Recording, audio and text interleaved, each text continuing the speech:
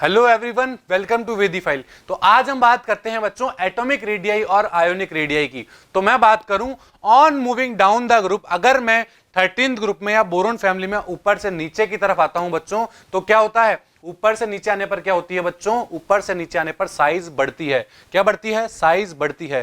क्यों बढ़ती है साइज बच्चों? क्योंकि एक एक्स्ट्रा सेल वहां पर आता चला जाता है। दैट मींस अगर बोरोन की बात करूं, बोरोन कौन से पीरियड का एलिमेंट है? सेकंड पीरियड का एलिमेंट है, तो वहां पर 2 ही शेल होती होगी। बोरोन के बाद मैं नीचे आऊंगा एल्यूमिनियम पे तो 3 शेल हो जाएगी, फिर 4 शेल हो जाएगी, फिर 5 शेल हो जाएगी। इस तरह ऊपर से नीचे आने पर शेल्स का नंबर बढ़ता जाता है। दैट मींस मेरी एटॉमिक और आयोनिक रेडियाई बढ़नी चाहिए थी बच्चों। क्या होनी चाहिए थी? Atomic radius is expected to increase होनी चाहिए थी। और इंक्रीज होती तो क्या होता हमारा ऑर्डर? हमारा ऑर्डर होता, जो हमारा थैलियम है वो सबसे बड़ा होता, फिर इंडियम आता, फिर गैलियम आता, फिर एल्यूमिनियम और सबसे छोटा हमारा बोरोन होता। But it is not correct, ये करेक्ट नहीं है बच्चों। क्यों? There is a deviation in atomic size of boron family. यहां पर एक एक्सेप्शन आता है बच्चों। क्या आ जाता है? एक एक्सेप्शन आ जाता है। और इनऑर्गेनिक का मतलब होता है बच्चों एक्सेप्शन। दैट मींस आपको एक्सेप्शन को बहुत ध्यान से समझना है बच्चों, क्योंकि एक्सेप्शन से ही बच्चों हमें क्वेश्चंस पूछे जाते हैं, तो उसको बहुत अच्छे से समझना है। बात क्लियर है? तो देखिए बच्चों क्या था यहां, अगर मैं बात करता हूं एटॉमिक रेडियाई की वैल्यूज की बच्चों, यहां पर आप एक टेबल देख पा रहे हैं, यहां पर आप वैल्यूज देख पा रहे हैं कि बोरोन की कितनी है? 88, एल्यूमिनियम 143, गैलियम 135, इंडियम 167 और थैलियम की मैं बात करूं तो वो हो जाएगी हमारी 170। तो आप यहां क्या देख पा रहे हैं बच्चों कि बोरोन से जब मैं एल्यूमिनियम गया तो मेरी साइज बढ़ी, ठीक है, बट एल्यूमिनियम से जब मैं गैलियम गया तो मेरी साइज छोटी हो गई। ऐसा क्यों हुआ?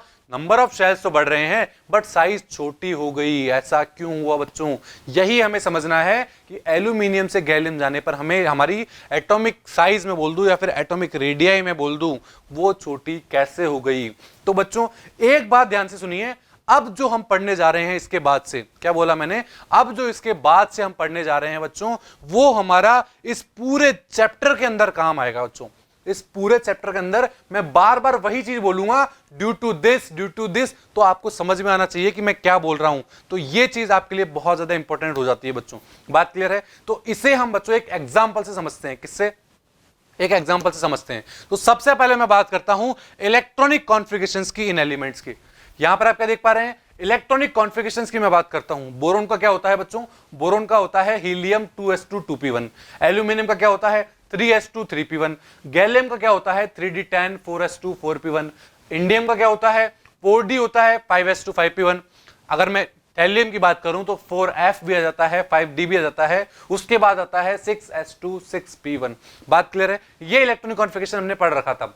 अब मैं बात करता हूं बच्चों, फोकस कीजिएगा एल्यूमिनियम और गैलियम पर। तो यहां आप क्या नोटिस कर पा रहे हो? यहां मैं नोटिस कर रहा हूं बिफोर गैलियम, गैलियम से पहले वाले जो एलिमेंट है उनके अंदर केवल और केवल s और p ऑर्बिटल ही प्रेजेंट है। But after aluminium, but aluminium के बाद की मैं बात करूं तो वहां पर डी इलेक्ट्रॉन्स का स्टार्ट हो चुके हैं, डी इलेक्ट्रॉन्स की एंट्री स्टार्ट हो चुकी है। That means in gallium the extra D electrons is also present. That means sp d electrons is present. Gallium में आप देख पा रहे हो s इलेक्ट्रॉन भी प्रेजेंट है, p इलेक्ट्रॉन भी प्रेजेंट है और d इलेक्ट्रॉन्स भी प्रेजेंट है। बात क्लियर है? इसी तरह मैं बात करूं थैलियम की तो वहां पर f इलेक्ट्रॉन भी प्रेजेंट होते हैं। So now there is a question. अब बच्चों क्वेश्चन आ रहा है कि ये डी और एफ इलेक्ट्रॉन के आने से साइज में क्या चेंज हुआ, साइज कैसे अफेक्ट हो गई, हमें ये समझना है बच्चों।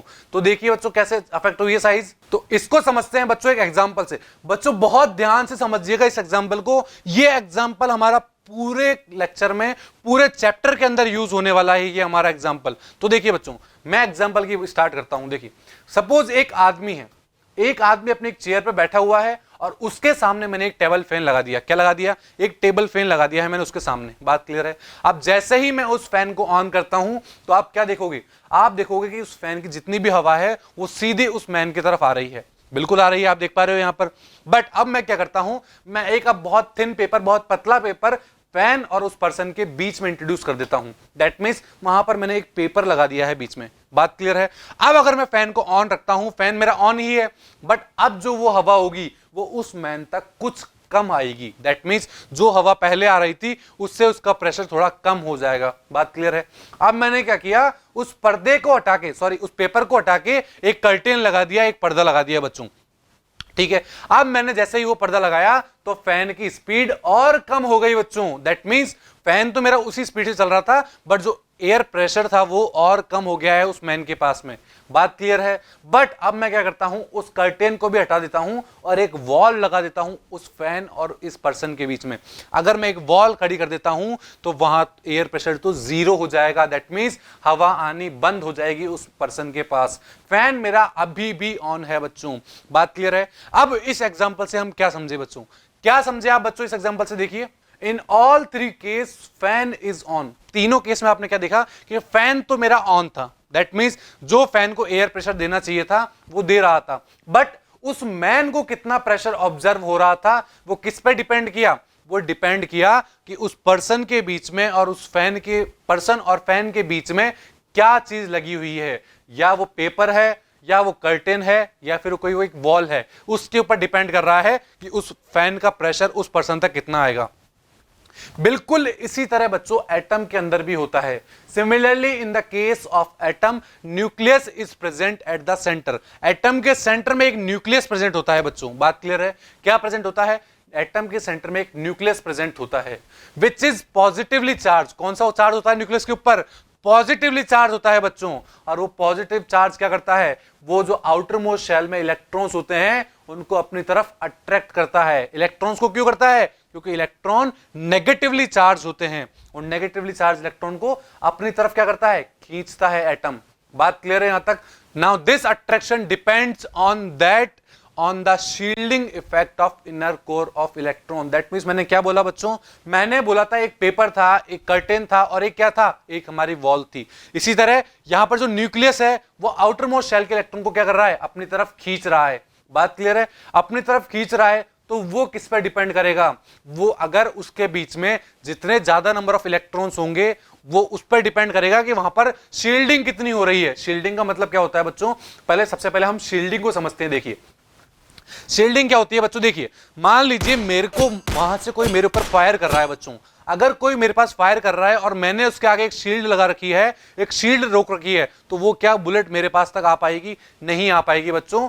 वहां से जो कोई फायर कर रहा है तो मेरे पास उसके बुलेट नहीं पहुंच पाएगी। बट मान लीजिए मैंने इस आयरन शील्ड को हटाकर एक प्लास्टिक की शील्ड लगा दी है। अब कोई मेरे पर फायर करता है तो वो बुलेट उससे पास होती ही मुझे लगने की पूरी चांसेस है बच्चों। बात क्लियर है? दैट मीन शील्डिंग का मतलब क्या हुआ? उस फायर कर, जो पर्सन फायर कर रहा है उसके बुलेट को शील्ड करना, मतलब उसको रोक देना, वो होता है बच्चों शील्डिंग। इसी तरह बच्चों एटम के अंदर भी होता है। न्यूक्लियस का काम क्या होता है? उसके चारों तरफ प्रेजेंट इलेक्ट्रॉन्स को अपनी तरफ खींचना। बट उसके बीच में शील्डिंग कौन करेंगे? जो अंदर की तरफ जो इलेक्ट्रॉन प्रेजेंट होंगे हमारे, जैसा कि आप देख पा रहे हो एक आउटर रिंग है, सेंटर में न्यूक्लियस है, तो न्यूक्लियस का काम है आउटर रिंग के इलेक्ट्रॉन को अपनी तरफ खींचने का। बट उसके साथ जो बीच में इलेक्ट्रॉन प्रेजेंट दिखाई दे रहे हैं वो क्या करते हैं? वो शील्ड करते हैं उस आउटर इलेक्ट्रॉन को कि न्यूक्लियस का चार्ज उस आउटर इलेक्ट्रॉन तक नहीं पहुंचे। वो काम कौन करता है मेरा? वो करते हैं मेरे इनर शेल वाले इलेक्ट्रॉन। बात क्लियर है? दैट मीन्स क्या होगा बच्चों? इसका मतलब ये हो गया कि बीच में जो मेरे इनर कोर के इलेक्ट्रॉन्स होते हैं उनके ऊपर डिपेंड करता है मेरा क्या? उनके ऊपर डिपेंड करता है कि न्यूक्लियस का चार्ज उस इलेक्ट्रॉन तक कितना होगा। बात क्लियर है? That means the D electron और f electrons are not minimize the nuclear charge effectively. क्या बोला मैंने बच्चों? जो मेरे डी इलेक्ट्रॉन्स होते हैं, एफ इलेक्ट्रॉन्स होते हैं, उनका शील्डिंग इफेक्ट बहुत कम होता है, बहुत खराब शील्डिंग इफेक्ट होता है। ऐसा क्यों होता है? हमने पढ़ा हुआ है बच्चों स्ट्रक्चर ऑफ एटम, जब हमने सेकंड चैप्टर पढ़ा था वहां हमने बहुत अच्छे से पढ़ा है कि डी इलेक्ट्रॉन और एफ इलेक्ट्रॉन्स का शील्डिंग इफेक्ट इतना कम क्यों होता है। बात क्लियर है? क्या बोला मैंने? द डी इलेक्ट्रॉन और F electron are not minimize the nuclear charge. वो इस न्यूक्लियर चार्ज को कम नहीं कर पाते हैं, और कम नहीं कर पाएंगे तो न्यूक्लियस उस आउटर मोस्ट इलेक्ट्रॉन को अपनी तरफ बहुत तेजी से खींचेगा, और बहुत तेजी से खींचेगा तो यहां पर साइज छोटी हो जाएगी। बच्चों आप देख पा रहे हो यहां पर साइज छोटी हो गई। तो देखिए बच्चों, अगर इस एग्जांपल को मैं उस पर्सन और फैन वाले एग्जांपल से मैच करता हूं तो क्या होगा? देखिए बच्चों, मेरा न्यूक्लियस क्या हो गया बच्चों? न्यूक्लियस मेरा फैन हो गया। जिस तरह वहां पर फैन ऑन ही था मेरे तीनों केस में, इस तरह मेरे न्यूक्लियस का काम तो क्या है? न्यूक्लियस तो अभी भी इलेक्ट्रॉन्स को अपनी तरफ खींचने का काम कर रहा है। बट वहां पर किस पे अपन डिपेंडेंट थे, वहां डिपेंडेंट थे कि वहां पर पेपर लगा हुआ है या कर्टेन लगा हुआ है या फिर वहां पर वॉल लगी हुई है। इसी तरह यहां हम क्या बोल सकते हैं बच्चों, यहां हम बोल सकते हैं कि उसके बीच में d इलेक्ट्रॉन्स प्रेजेंट है, f इलेक्ट्रॉन प्रेजेंट है या s इलेक्ट्रॉन प्रेजेंट है या p इलेक्ट्रॉन प्रेजेंट है, उसके ऊपर डिपेंड करेगा बच्चों मेरा कि शील्डिंग कहां ज्यादा होगी कहां कम होगी। बात क्लियर है? तो हमने क्या पढ़ा, जहां गैलियम के अंदर d इलेक्ट्रॉन्स का क्या हो जाता है, गैलियम के अंदर d इलेक्ट्रॉन का स्टार्ट हो जाता है, डी ऑर्बिटल बढ़ने स्टार्ट हो जाते हैं, और जैसे ही डी ऑर्बिटल बढ़ते हैं तो वहां शील्डिंग इफेक्ट कम हो जाता है, तो न्यूक्लियस आउटर मोस्ट इलेक्ट्रॉन को अपनी तरफ तेजी से खींचते हैं, और अपनी तरफ तेजी से खींचेंगे तो क्या हो जाएगा, गैलियम की साइज छोटी हो जाती है एल्यूमिनियम से। बात क्लियर है बच्चों यहां तक? इसी तरह मैं बात करूं बच्चों इंडियम की, किसकी, इंडियम की बात करूं तो इंडियम के अंदर भी डी ऑर्बिटल्स होते हैं, बट वहां पर नहीं हुई, क्यों, क्योंकि वहां पर 2 शेल एक्स्ट्रा हो चुकी है बच्चों, तो वहां साइज कम तो हुई है बट इतनी ज्यादा इफेक्टिवली कम नहीं हो पाई है। बात क्लियर है? अगर मैं बात करूं थैलियम की बच्चों, तो थैलियम और इंडियम के बीच में आप क्या देख पा रहे हो कि इंडियम की जो वैल्यू होती है एटॉमिक रेडियस की वो कितनी होती है, 167, और अगर थैलियम की बात करूं तो वो होती है 170। दैट मींस यहां भी इतना कोई गैप दिखाई नहीं दे रहा है मुझे। ऐसा क्यों होता है बच्चों, क्योंकि थैलियम के अंदर f ऑर्बिटल भी आ जाते हैं, और हमने अभी पढ़ा कि d और f ऑर्बिटल की जो शील्डिंग होती है वो बहुत कम होती है। दैट मींस उस वहां पर न्यूक्लियर चार्ज ज्यादा हो जाएगा और वो उन इलेक्ट्रॉन को अपनी तरफ तेजी से खींचेंगे, और अपनी तरफ तेजी से खींचने से क्या होगा, मेरा थैलियम जो होगा वो भी कुछ हद तक छोटा हो जाएगा, बट इंडियम से छोटा नहीं होगा। बात क्लियर है? तो अगर मैं बात करूं बच्चों ओवरऑल ऑर्डर की, तो ओवरऑल ऑर्डर मेरा क्या हो जाएगा, सबसे बड़ा मेरा होगा बच्चों एलिमेंट थैलियम, थैलियम के बाद आएगा बच्चों इंडियम, इंडियम के बाद मेरा आएगा एल्यूमिनियम, एल्यूमिनियम के बाद आएगा बच्चों गैलियम, गैलियम के बाद आएगा बच्चों मेरा बोरोन। बात क्लियर है? तो ये होगा बच्चों मेरा एटॉमिक रेडियाई का ओवरऑल ऑर्डर। बात समझ में है बच्चों कैसे मैंने इसका ओवरऑल ऑर्डर निकाला है? सो आई होप आप सबको ये एटॉमिक रेडियाई का कॉन्सेप्ट समझ में आया होगा। बट बच्चों इसमें एक चीज ध्यान रखना, जो हमने अभी एग्जांपल पढ़ा था किस चीज का, कि हमारे डी और एफ इलेक्ट्रॉन जो होते हैं उनकी शील्डिंग इफेक्ट कम होती है, ये हमें हर जगह काम आएगा बच्चों। और क्यों होता है ऐसा, वो भी मैंने आपको एक बहुत अच्छे एग्जांपल के साथ समझाया है। तो ये आपको ध्यान रखना है बच्चों, क्योंकि पूरे चैप्टर के अंदर हमारे पास यही कॉन्सेप्ट आएगा, और मैं केवल एक ही टर्म बोलूंगा कि यहां पर शील्डिंग इफेक्ट कम है डी और एफ ऑर्बिटल की, तो उसी से आपको समझ आना चाहिए बच्चों कि शील्डिंग इफेक्ट कम क्यों है। बात क्लियर है? आई होप आप सबको ये समझ आया होगा। Thank you.